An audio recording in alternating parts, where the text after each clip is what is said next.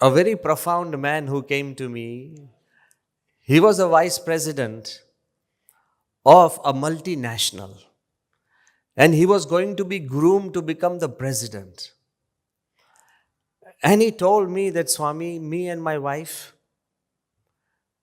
we have no issues at all. I said, how do you do that? And he said, well, she does what she wants, and I do what she wants.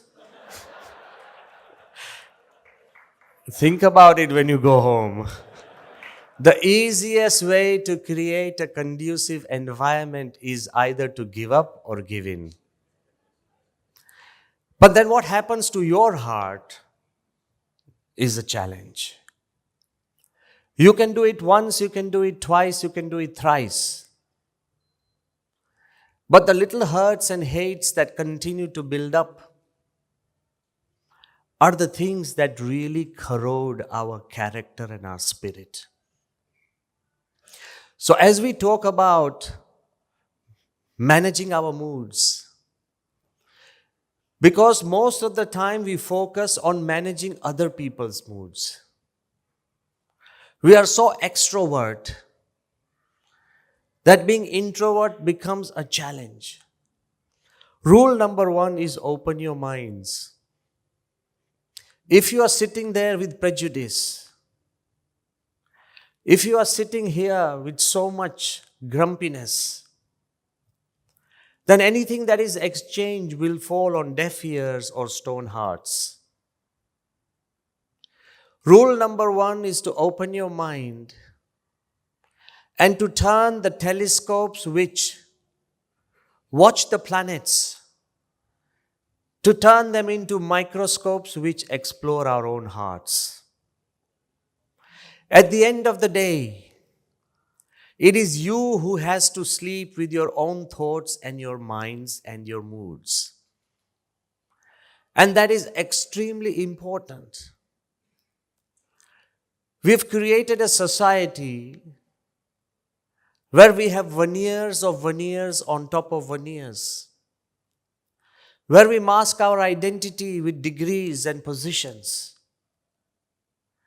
where we create a false phenomenon of experience. And you might be wondering that, Swamiji, why are you really peeling all our layers off? We need to get there.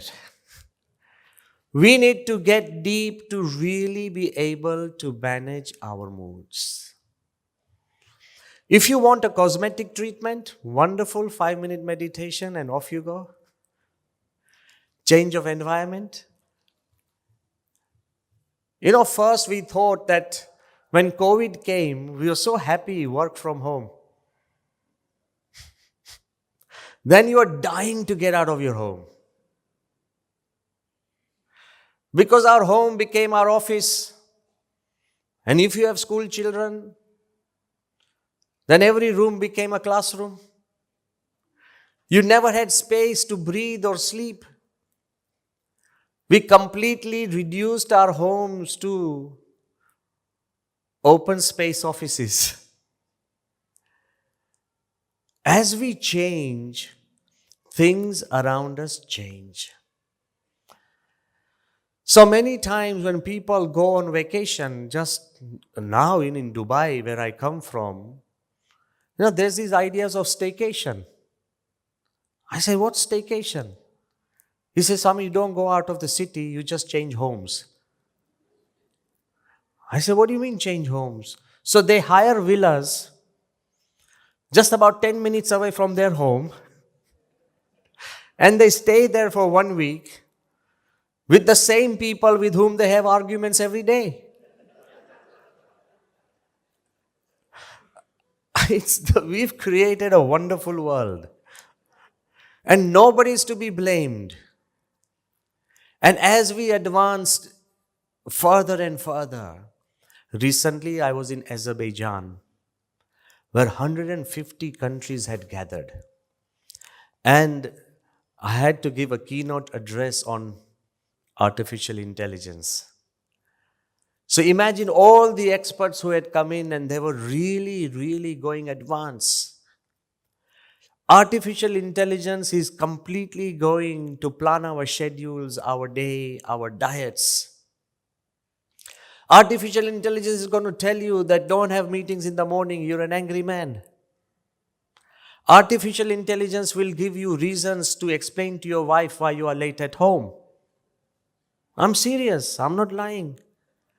All those discussions were done, but one man came up and he told us that in this age of artificial intelligence, we will be able to download our dreams. That's scary. Even when spouses look into each other's mobile, I say, why do you have a password that you keep changing? Because to protect yourself, not your information. When spouses can peep into each other's mobiles, it gets difficult. But when spouses can tap into each other's dreams, whoa, that's going to be a problem. But then again, they said the advantage of artificial intelligence would be we can induce dreams. If anybody is seriously interested in this, come and meet me alone, I'll explain. No, because I don't want to waste everybody's time, it's too scientific. But I came out from that conference convinced that artificial intelligence is going to intrude about every space that we really share. And then it was my turn to speak. And contrary to all opinions, and I tell all of you, and I don't hide myself, and I'm not fearful in expressing my views, because what do I have to lose? I'm a strong believer in humanity, a deep believer in the Spirit of God. The world has had so many world wars and we still survive. We have come from the brink of complete destructions and we have advanced. When the first machines came, and there was a movement by Andrew Luddite in England, and that movement was known as the Luddite movement. And he created an environment where everybody would pick any machine that has come, they throw it in the river, they'll burn it or break it. Because the condition was that machines will take over human beings. I'm talking about in the 1880s. And when all this movement had started coming in, still the machines came and human beings found another job. The same thing happened when computers came. The same thing happened when virtual reality has entered. The same fears that we have when AI will come. But I want to tell you, it will come. We can't stop it. But I am also a great believer in the human beings. We will find other ways of bettering ourselves. What do I mean? Once again, we will realize that our moods, our emotions, our ethics and morals are the real values that guide and guard us. Till now, we have started thinking that everything external are things that really affect our happiness. But a time has come when you control nothing that happens around you. Then quietly, human beings will learn to control things that happen within us. For long, we have been compelling ourselves to look outwards. And yet, we haven't found the answers that really trouble us. We live in a world of public successes but private failures. What do I mean? Once, a man, he goes to a psychiatrist in Manchester, England. And he tells the psychiatrist that I feel suicidal. And I have these massive mood swings. and to such an extent that they are aberrations, not just swings. And my moods create mayhem in my mind. So I feel suicidal, please, treat me. So the psychiatrist says, okay, do this, and take this small medicine. After a week, that man comes back again and says, Doc, this is like dangerous. I used to get these suicidal thoughts every month. Now I get them every week. Your medicine's not working. The psychiatrist says that you take this medicine regularly, but there is one way. Uplift your mood, uplift your spirit. He said, but how do I do it? He said, look just across the road. There's this beautiful Russian circus. And in that Russian circus, there is this clown called Gromolin. He makes people laugh. And regularly I go and watch him as well, and he makes me laugh so much that my mood becomes upbeat. For a while I forget my fears and the worries and everything, and I suddenly feel that I need to really laugh. Then that patient says, but doc, that's even a bigger problem. He said, why? He said, I am that clown Gromolin.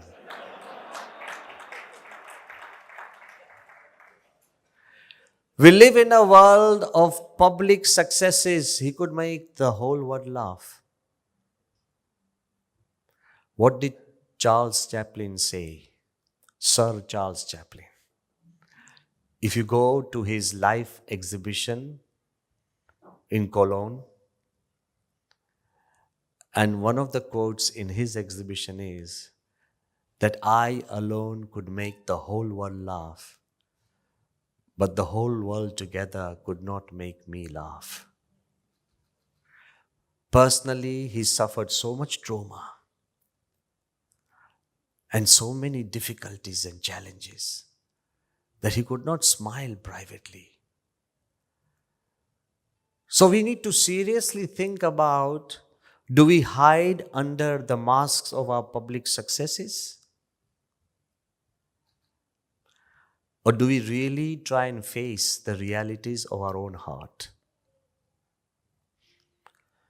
And this is not something distant. It's not a legend that I'm talking about, this clown Gromolin. Or it's not something that I'm talking about a celebrity. When we talk about a celebrity, we feel, oh, we are not that. Just recently in the UAE, a very, very successful billionaire, he came to me and we were talking. And he has done so much service. It's not just about creating an empire of business. No. He has served society such a level that he did not want any orphan children being left out. So he himself has created around 40 orphanages across the world, not just in India, across the world. And he's not Indian. And to his shock and surprise, his only daughter, she ran away. Do you get what I'm trying to convey? In being busy in trying to save the children of the world, he disconnected with his own family, became a stranger in his own home, where he could not notice the moods of his own daughter, and they could not connect. That means all of us sitting here, not just you, even me, all of us sitting here are vulnerable to the maneuvers and the manipulations of our own moods. And why am I emphasizing this? Until we ask the right questions, we will never be able to identify the right reasons. As Einstein often said, Albert Einstein,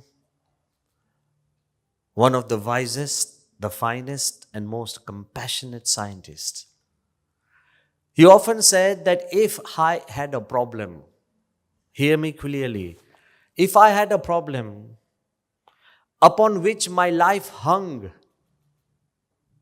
That means a serious problem, whether it's your financial or family or children or friends or health. If I had a problem upon which my whole life hung and I had only 1 hour to solve it, he said I would spend the first 55 minutes in asking the right questions. The answer will emerge in the last 5. But what do? We spend whole hour in seeking solutions without asking any questions. The great Vedas and the Upanishads have been founded upon asking the right questions of life. By what force does the wind move, the sun shine? The mind is fleeting. What is Bhagavad Gita? It's a dialogue between Arjuna and Lord Krishna. It is not a one-way discourse. What is the great Vachanamritam? Every day Bhagavan Swaminathan sat with all his devotees and saints, and they asked him simple questions, sometimes silly questions. But ask and you shall move. I remember that when Dr. APJ Abdul Kalam had come to Ahmedabad at 1 o'clock at night, and next day he was going to Sarangpur to open the book, the Transcendence book, the final book the great man wrote. It was on His Holiness Pramukh Swami Maharaj. So the night before, he came from Delhi at about 1 o'clock at night, and while his security were ushering him to eat, he hadn't even eaten. And breaking that security barricade, a little girl rushed up to Kalam. Now, how would you manage your mood here? I just want to ask you. He's hungry, he's gone. And after a month, actually, Dr. Kalam passed away. So he wasn't healthy at all. But this little girl broke the cordon, security cordon, and rushed to Kalam and straight away said, Dr. Kalam, how can I become the best scientist of the world? Is that a question you ask at 1 o'clock at night? And how do you answer? I bet you that even if she asked her own parents, they would have said, if dad would say, just go to sleep, don't ask stupid questions. And the mom, if she is loving, she'll say, beta, ab so jao, kal subah mein aapko jawab dungi. Even the parents would not have the patience, but Kalam stopped. And he bent down. Now look at the answer. What a great man. He said, so, what did you just do? She said, I asked a question. He said, well, keep asking till you find the right answer, and you shall become the best scientist of the world. Encourage yourself to ask the right questions, but we don't. If you had a bad day with your wife or fight or somewhere bad day in the office, we just take it as bad luck. But most of the time we blame others. Oh, those guys were in a bad mood, so. But what about you?